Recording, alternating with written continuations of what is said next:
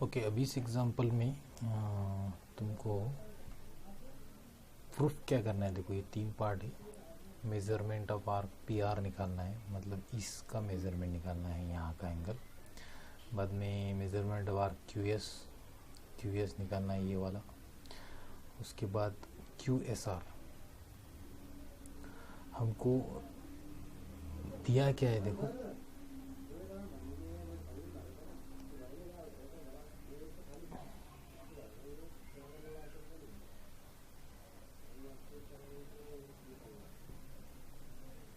Given में हमको दिया है O is the centre of a circle. ये सेंटर है इस सर्कल का, ऐसा दिया है। Chord P Q is congruent to chord R S. ये कॉर्ड पी क्यू किसके बराबर है बोला है? कॉर्ड आर एस के बराबर है, इसके बराबर है, आर एस के बराबर है। ठीक है, ऐसा दिया है, दोनों सेम है करके। अब जैसे ऐसा बोला कि पी क्यू और आर एस सेम है, तो उसके बाजू में ये जो है, ये वाला पोर्शन कॉर्ड के करस्पॉन्डिंग जो आर्क्स है वो भी तुम्हारा क्या हुआ? कॉन्ग्रुएंट हो गया। ये वाला भी पोर्शन तुम्हारा कॉन्ग्रुएंट हो गया, क्योंकि ये कॉर्ड सेम से तो इनके ये करस्पॉन्डिंग आर्क्स भी सेम हो गए। उसके बाद दिया एंगल पी ओ आर। ये वाला एंगल दिया है तुमको, ये ऊपर वाला। ये एंगल कितना दिया है बोले? 70 डिग्री। तो ये दिया है तुमको 70 डिग्री। ठीक है, तो अब हम क्या करेंगे, पहले गिवन जो दिया है वो लिख लेंगे। पहले गिवन में आएगा हमारा given O is the center of the circle.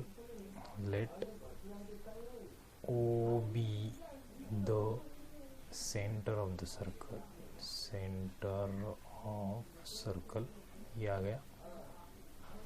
उसके बाद में ये बाद में लिख रहा हूँ मैं, थोड़ा बाद में लिखूँगा क्योंकि इससे कुछ दूसरा लिखना है मुझे, तो ये बाद में लिखता हूँ।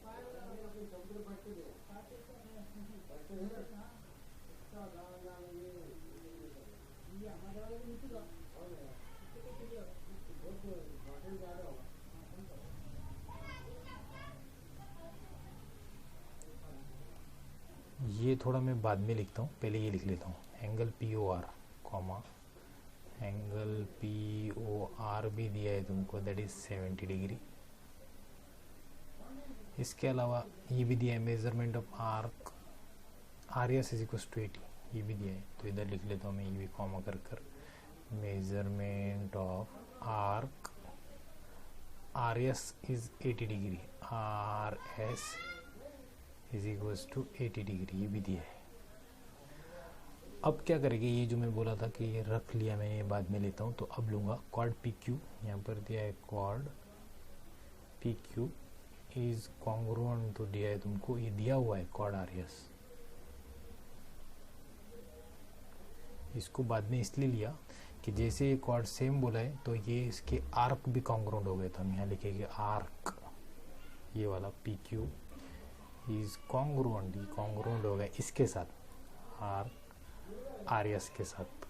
कॉर्ड के करस्पॉन्डिंग आर्क भी कॉन्ग्रुएंट होते हैं, तो वो थ्योरम लिख सकते हैं हम यहाँ। क्या रहेगा वो theorem? Corresponding arcs of congruent chord are congruent, वो congruent होते हैं। मतलब ये जो आर्क्स है करस्पॉन्डिंग कॉन्ग्रुएंट कॉर्ड के कॉन्ग्रुएंट होते हैं, ऐसा थ्योरम हुआ था। लिखा तो भी चलता है, नहीं लिखा तो भी चलता है, अभी सेम है। तो ये अगर सेम है तो इनकी मेजरमेंट देखो, ये पी क्यू, ये आर्क और ये आर्क सेम है, तो ये जो एंगल यहाँ पर बना रहे वो भी सेम रहेगी।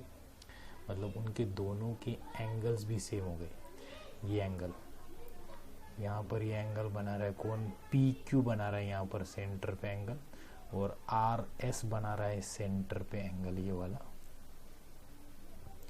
तो हमको इसके मेजरमेंट एंगल लिखना है, measurement of arc P Q, ये इक्वल रहेगा इसके इतना ही, measurement of arc R S इसके इतना ही रहेगा। लेकिन ये दिया है measurement of arc R S दिया है तुमको गिवन में, ये 80 ऊपर भी दिया है ये वाला।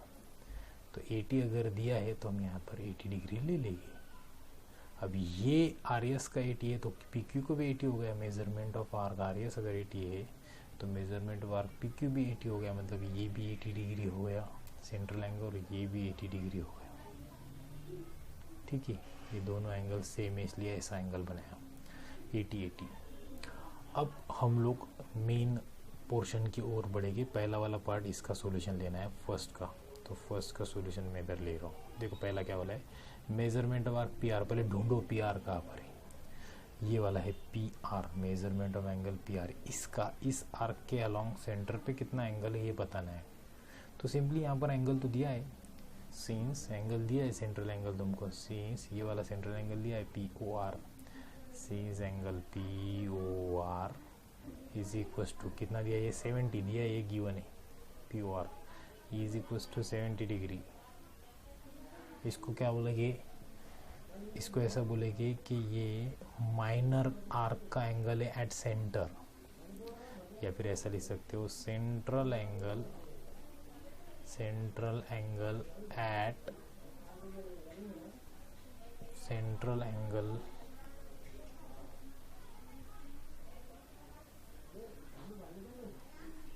Central angle of a minor arc. ये जो एंगल है 70 पी ओ आर, ये सेंट्रल एंगल है और ये माइनर आर्क है। ये वाला देखो, ये वाला आर्क माइनर है पूरा। ये सेक्टर, ये जो सेक्टर है माइनर सेक्टर है, और ये जो आर्क है ये वाला इतना सा ये माइनर हो गया। ये बड़ा वाला पूरा मेजर आर्क हो गया, ये माइनर आर्क हो गया। तो ये सेंट्रल पे एंगल है। अब जैसे ही बोला ये सेंट्रल पे एंगल है तो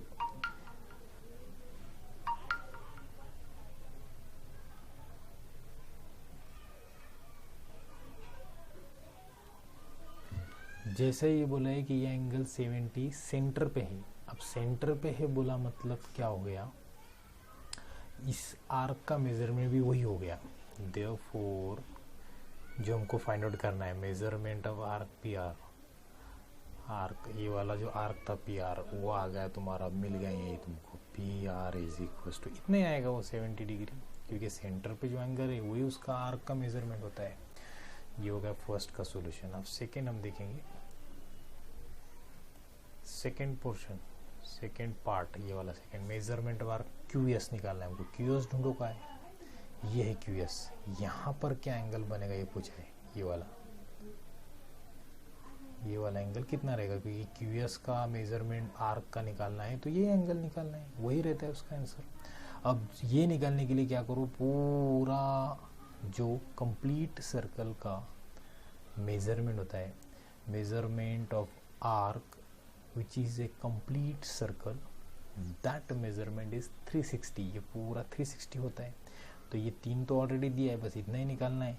तो बस इनका सम जो रहेगा उसमें जो कम गिरेगा 360 के लिए, मतलब 360 के लिए जितना भी कम गिरेगा इसमें, ये सम करने के बाद में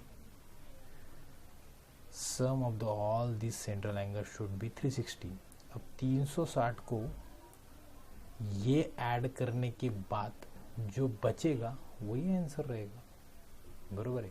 जैसे कि अब देखो ये कितना है 70 80 80, ये है 150 प्लस 80 मतलब 230 हो गया। ये 70 प्लस 80 हो गया 150 प्लस 80 हो गया 230। अब जैसे ये 230 बचा हो गया तो 230 में कितना मिलाया जाएगा, जिसकी वजह से हमारा एंगल टोटल 360 होगा।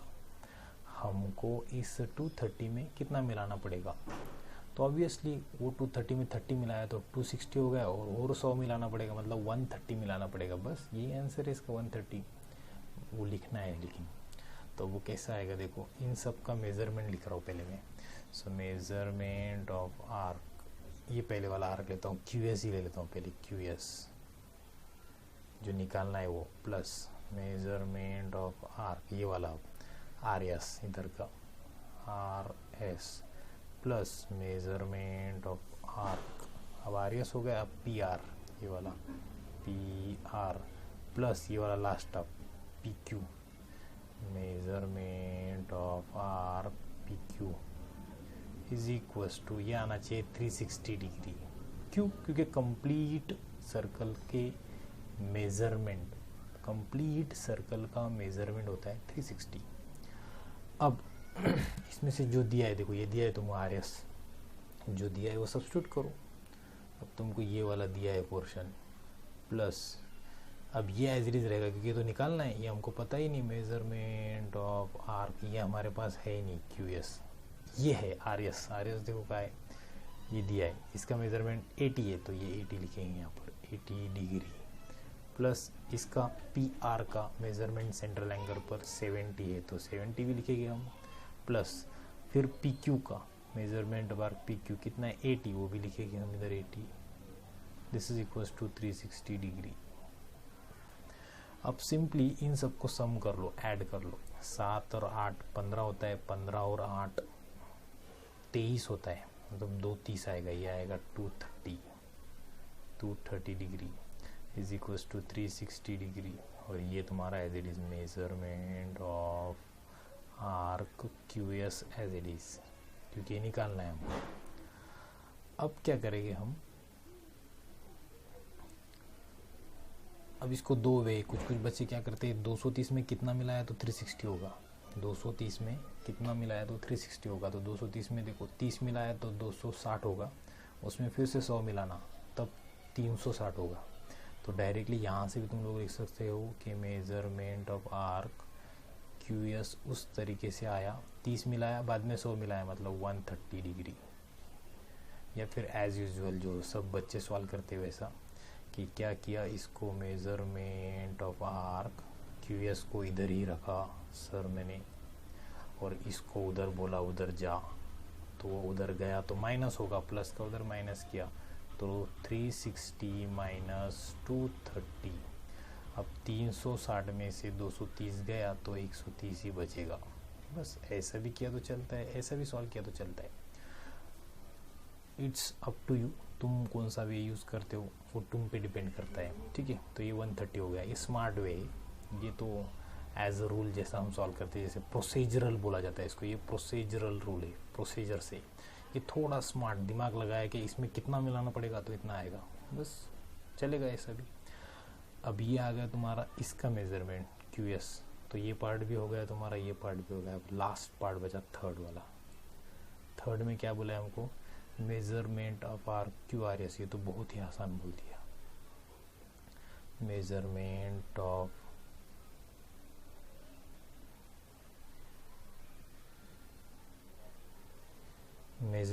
ऑफ आर्क तुमको पूछा है QRS, तो ये बहुत आसान है। कैसे देखो, ये QS प्लस SR क्या पूछा है, देखो मेजरमेंट ऑफ आर्क QSR पूछा है, QSR।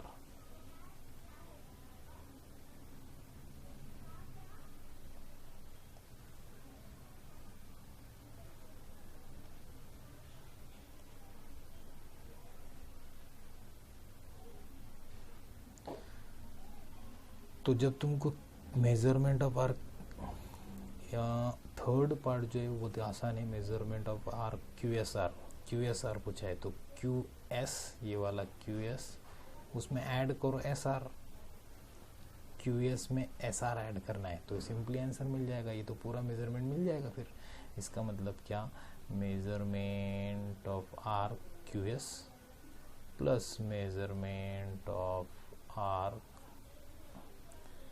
QS और SR, तो SR यहाँ पर आएगा SR, तो ये इजीली आंसर मिल जाएगा। ये हमने भी निकाला है ऊपर, ये मेजरमेंट ऑफ QS इज 130, यहाँ भी लिख दिए तो भी चलता है 130 degree.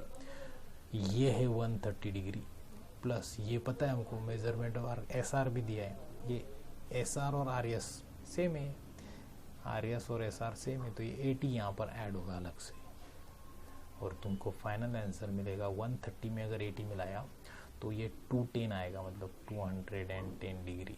This is your final answer. तो बहुत आसान था।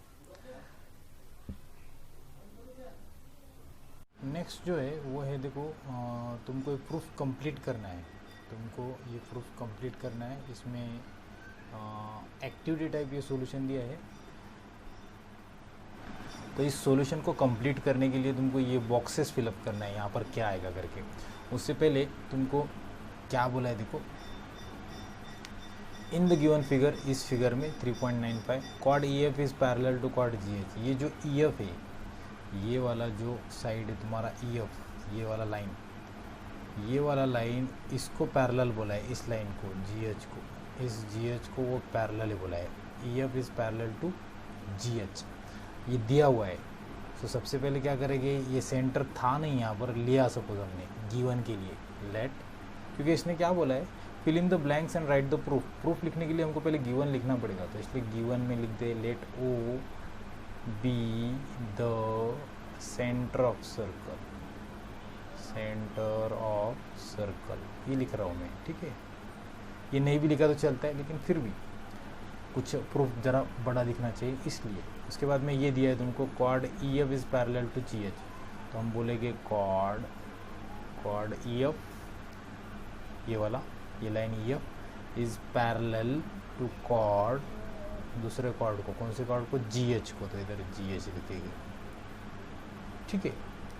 अब जैसे ये पैरेलल बोल दिया तो ये एंगल सेम हो गई, ये अल्टरनेट एंगल, जैसे ये जेड बन रहा है तो ये अल्टरनेट एंगल्स, ये वाला एंगल और ये वाला एंगल सेम हो गया, तो वो तुमको गिवन में ही मिल गया अल्टरनेट एंगल के वजह से। अब टू प्रूव क्या करना है, ये वाला पोर्शन प्रूव करना है, तो वो टू प्रूव में आएगा, ये वाला पोर्शन तुमको कॉर्ड ई एच, यहाँ पर आएगा कॉर्ड ई जी, ये प्रूव करना है किसके बराबर, congruent to chord F H. अब ई जी ढूंढो का, ये ई जी है और ये एफ एच है, ये कॉर्ड हमको प्रूव करना है कि कॉन्ग्रुएंट है, सेम। तो हम क्या करेंगे, प्रूफ में कंस्ट्रक्शन लिखा तो भी चलता है, ज्वाइन जी एफ, ये गर्लफ्रेंड नहीं है, ज्वाइन जी एफ तुम लोग लिख सकते हैं कंस्ट्रक्शन में। अब प्रूफ में आएगा ड्रॉ सेगमेंट जी एफ, ये ड्रॉ किया। अगर हमने कंस्ट्रक्शन में ये लिख दिया हो ड्रॉ सेगमेंट जी एफ, तो फिर यहाँ लिखने का ज़रूरत नहीं है, डायरेक्ट यहाँ से प्रूफ स्टार्ट होगा। तो angle E F G, angle E F G किसके साथ अल्टरनेट है, ये एंगल इसके साथ एफ जी एच के साथ, क्योंकि दोनों लाइन पैरेलल है और दो लाइन पैरेलल हो गए तो उनके अल्टरनेट एंगल सेम रहेंगे। तो यहाँ पर आएगा reason alternate angles, alternate angles of two parallel lines, of two parallel lines. इतना भी लिखा तो भी चलेगा, अल्टरनेट एंगल्स भी लिख दिया तो भी चलता है। इसको इक्वेशन नंबर 1 बोला है, पहला वाला इक्वेशन। सेकंड क्या बोला है, एंगल ई एफ जी। अब देखो इसी दोनों एंगल को अलग अलग पॉइंट आउट किया है। ये पहला वाला ई एफ जी यहाँ लिखा है, यहाँ पर देखो ये वाला लिखा है ई एफ जी, और बाद में इस वाले एंगल को इधर लिखा है, इधर एफ जी एच। इनको अलग तरीके से लिखा है। अब वो कैसे लिखा है देखो, E F G, angle E F G, ये आर्क इस एंगल को सबटेंड कर रहा है, ये वाला आर्क ई जी इस एंगल को सबटेंड कर रहा है। तो इसका मतलब क्या, इस आर्क का half measurement, half of measurement of arc कौन सा, ई जी, ई जी, ये कितना होना चाहिए, इतने एंगल के बराबर होना चाहिए, एंगल ई एफ जी। मतलब एंगल ई एफ जी में आएगा, ये आएगा तुम्हारा half of measurement of arc E G, यहाँ पर आएगा इस बॉक्स में, इस बॉक्स में ये आएगा। सिमिलर वे इस बॉक्स में क्या आएगा, F G H, F G H, इस आर्क का ये एंगल इस आर्क को इंटरसेप्ट कर रहा है। ये एंगल एफ जी एच इस आर्क को इंटरसेप्ट कर रहा है, ऐसा बोल सकते हो। या फिर ये एफ एच आर्क इस एंगल को, इस वाले एफ जी एच को सबटेंड कर रहा है, तो दोनों भी चलता है।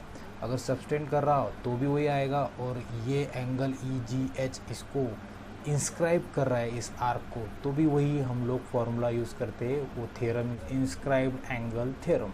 तो यहाँ पर भी वही आएगा, half of measurement of arc, बस यहाँ पर आर्क बदल जाएगा। एफ जी एच इस आर्क में लाया हो रहा है ना, इस आर्क को इंटरसेप्ट कर रहा है, एफ एच को इस आर्क को इंटरसेप्ट कर रहा है, इसलिए इधर एफ एच आएगा।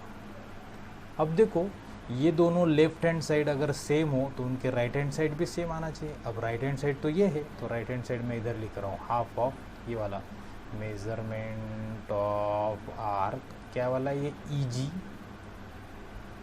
ये किसके बराबर आएगा, इसके बराबर, क्योंकि ये दोनों के लेफ्ट साइड सेम है तो राइट साइड भी सेम आना चाहिए, जो यहाँ पर दिए है देखो। तो इधर राइट साइड में आएगा half of measurement of arc F H, इतना टर्म दिया नहीं यहाँ पर, टर्म यहाँ पर आएगा, इन दोनों के बीच में आएगा।